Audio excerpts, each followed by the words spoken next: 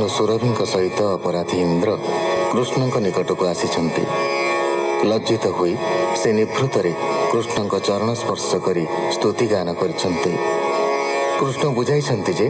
जो व्यक्ति ऐश्वर्य मदरे अंध हुई से ताको ऐश्वर्य भ्रष्ट कराई थांती। सीमा भितर रही इंद्रंकर अप्रमत्त भावरे ईश्वर आज्ञा पालिबा उचित। सुरभि और इंद्र श्रीकृष्ण को गोविंद पदर अभिषिक्त करिसंति। कृष्णंकर अन्य नाम होइछि गोविंद।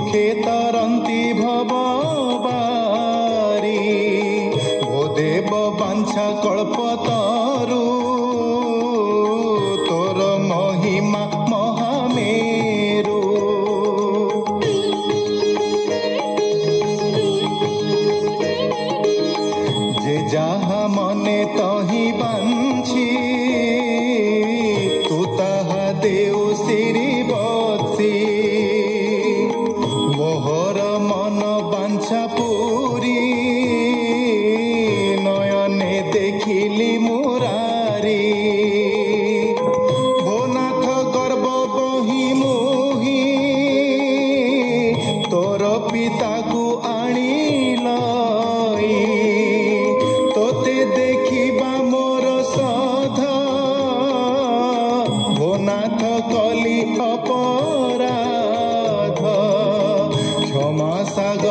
नरहरि